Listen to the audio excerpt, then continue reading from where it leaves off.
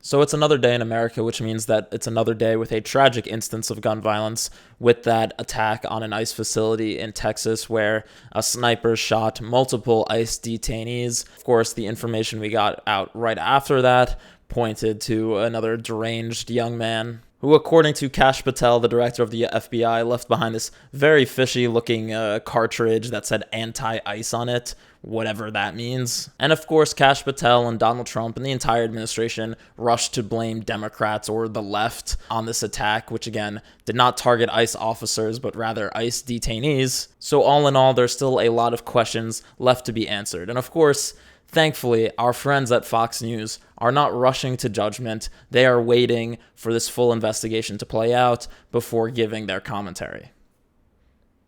No, I'm just fucking with you. They immediately blame Democrats. And it has become too common to hear words like that. And that is a both sides problem. And last week we went through the litany of times that Donald Trump has used that rhetoric, and the fact that he came out after Charlie Kirk's tragic assassination and said the radical left did this, and then we heard a chorus of "we are at war."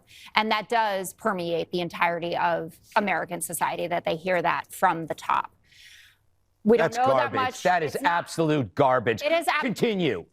When something terrible happens Greg, when somebody gets murdered, you're saying, how dare you be enraged by it? Continue. No, what I say is, how dare there is you? No, I'll give you the both. No, Jessica, I'll give you the both sides. Greg, I agree with you. There is both sides. On one hand, you have the hard left, and on the other hand, you have the left. Why are you? They're the both sides of the same coin. Because you walk into this room and you're not reading it. There is no both sides. You don't have the evidence for that. That's not true. You can't say that Donald Trump says this. You guys act on it. You guys act on it. We don't. What do you want? What do I want? I would like to talk about the specifics of who Vance Bolter actually was, since we fought about that last time. Because you make it out as if this was just that he knew Melissa Hortman. Let's focus on this thing now. I'll destroy you on that later. Yeah, that's Greg Gutfeld, who is somehow worse than Jesse Waters when it comes to primetime Fox News shows, just completely losing his mind, blaming the left, which again is just this amorphous thing on Fox News and to MAGA Republicans, which means literally nothing at this point. Just basically anyone who's not a MAGA Republican is to blame with any kind of violence that goes on in this country now, despite the fact that the data shows that primarily political violence occurs from right-wing extremists. But again, I'm willing to put that aside. I'm willing to say that political violence is a problem across the spectrum, and it's particularly a problem, in my view, of guns in this country, of loneliness in this country, where we just have people who are mentally ill, who should not have access to guns, who are getting access to them, as Jessica Tarlov attempts to say, before, again, getting introduced to the rhetorical powerhouse that is Greg Gutfeld. But focus on this now. Fine, you want to go back? Focus on this now. This looks like a kid that was inflamed either by the leftist cabal, or maybe he used his own eyes. And maybe he saw what's going on. Maybe there are people in his community who are being picked up by people from ICE. Maybe he saw raids at Home Depot. Or maybe he did hear J.B. Pritzker. He seems like a Morning Joe viewer to me, right? Someone who had tuned in, saw Hillary Clinton, and then went out and grabbed his gun.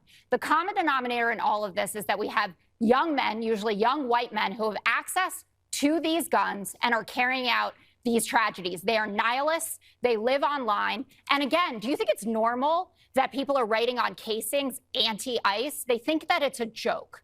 You look at Tyler Robinson's text messages with his roommate and partner, it reads like a joke. They just wanted us on Fox News to have to be able to read that stuff out loud. He even said it in the messages. So I get it. You're amped up. I don't think that I said anything worthy of level of explosion. Your rationalization of both sides, you have to understand, since Kurt's death, there is no both sides anymore, Jessica. Why did the DOJ take down the study that showed how much right-wing extremism? What study was that? Which one? The one in The Economist that was sponsored by a group run by a guy in Antifa? That study that has been discredited by the Federalists? You're walking down a really bad alley right now. Federalists? Yes. I actually did see, Jessica, I did the deep dive on that study. That study was authored by a project that was run by a guy who says he was an Antifa. That is why that whole thing has been scrubbed, okay? It's real simple. Yeah. The study that Jessica is referencing was debunked by The Federalist, which is a conservative online magazine, in case you didn't know. And also the data she's citing was funded by Antifa. You know, again, we're just making shit up at this point because reality doesn't matter. You can just kind of say whatever you want on Fox News. Antifa, this thing that Donald Trump has now made illegal, even though it's not a group or even a collection of people. It's just anti-fascism, which means anyone who is opposed to fascism, which could mean literally, presumably most of this country. But when it comes to Greg Gutfeld, you can't even get like the slightest inch of meeting in the middle in terms of, guns in general are a problem in this country. Violence in general is a problem in this country. It's incumbent on all of us to turn down the rhetoric, especially the rhetoric coming from the most powerful man in the world, the President of the United States, who constantly amps up the temperature. But again, Greg Gutfeld is not interested in engaging in that argument because he himself is there to amp up the temperature by screeching into this table about Antifa and, how all studies are now bullshit as long as they are studies that don't agree with what he thinks. Two things can be true. A person can be mentally ill and you can be guiding him to that place in his life. That is how brainwashing works. There is a litany of examples that you will not have them. If I gave you 2 months to look for them, you couldn't find them because they've been debunked. Really? You have one thing. The If you want to talk about, Salas's son has been debunked. Dylan Roof has been debunked. Vance Bolter and his list of dozens we can talk about that, but go ahead and talk about it. Okay, you want to talk about it? I do. Okay, there was not a relentless drumbeat for 10 years about his victim like there was here. There was an intent and a motive for her killing by her killer alone. It wasn't 5. It wasn't National Review. It wasn't any show going like, you know what? We need to go after this fascist. Hopefully someone will take her out. That never happened. Guys, that is why your analogy is so pointless and desperate. Pipe bombs being sent to Democrats' houses. People saying in court, I was inspired by Donald Trump. If you want to do this math, you're going to be embarrassed. Frown people. According to you, I'm embarrassed every day. So frankly, I'm just feeling normal. At this point, I'd like to remind folks that just saying something louder does not make you more right, especially when you're trying to imply that apparently people on MSNBC or like CNN are out there calling for political assassinations of conservatives. It's insane. Literally, this entire segment on The Five could be boiled down to Greg Gutfeld asking for facts, Jessica giving him facts, and Greg just freaking out because she responded to what he was asking her. The standard Republican debate tactic of just scream louder than your opponent, and that makes you more right. And when it comes to these MAGA Fox News hosts, every accusation is an admission because Greg thinks that on MSNBC they're just spewing lies the same way they're spewing lies on Fox News. Or again, not even MSNBC. I'm sure in his world, the New York Times or like the Washington Post, which is owned by Jeff Bezos, who's a billionaire who supports Trump, by the way. But all of these outlets are, liberal captured media, where apparently they're just printing headline after headline calling for the killings of conservatives. He's insane. He's lost his mind. But he thinks that's what other outlets are doing, either because he's straight up lying or because that's what he does on Fox News. All they do on Fox News is raise the specter of violence and try and divide this country further. Try to divide the country on culture war bullshit because their billionaire backers want us divided. Just tell me why it's okay. I'm getting there. I'm getting there. Great. I'm enjoying this. Okay. You won't be for long. The left calls Trump a hate monger. They have called me a hate monger because I ridicule the left. I ridicule protesters. I ridicule academia, Hollywood, the news media. I make fun of The View every day. I make fun of the UN. Guess what? No one acts on the things that I say because my side doesn't do that. We say people are stupid, we say people are wrong, but we don't say they're evil. That is your game, okay? And then you come and you say, okay, man, this is a mentally ill loner. Greg, you're saying that you call people stupid, but you don't call them evil.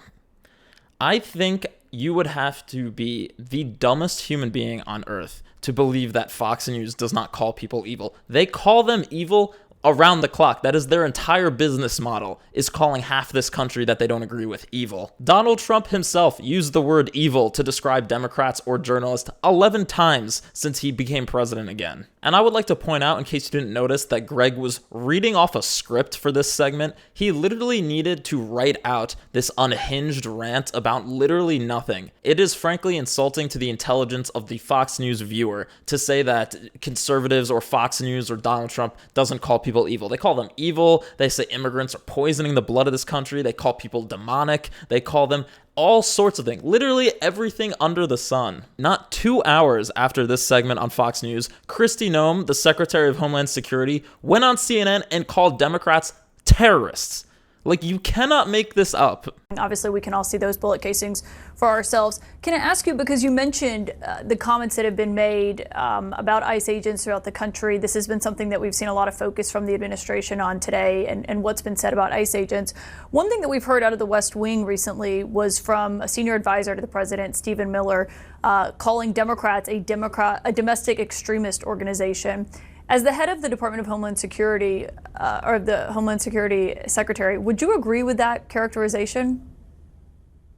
No, we certainly have seen Democrats out there take extreme positions and support radical criminal organizations. Their support of terrorists such as MS-13 and Tren de Aragua, and seeing U.S. senators go and have margaritas with them in a foreign country to support them and their child trafficking and human trafficking exploits, I think is a tragic thing to experience in the United States. Well, Chris Van Hollen said that was basically a setup by Bukele. Yes, Democrats support MS-13 and Tren de Aragua and, are going to foreign countries to support child trafficking and human trafficking. Okay, says the administration covering up the Epstein files, by the way. But this must be the compassionate conservatives I've heard so much about. This must be what Greg Gutfeld was just trying to tell us all about. How, their side just doesn't have the kind of rhetoric that would drive people to kill people.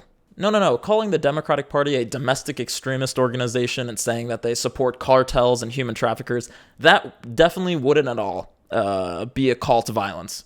As a wise man once told me, Greg, give me a fucking break.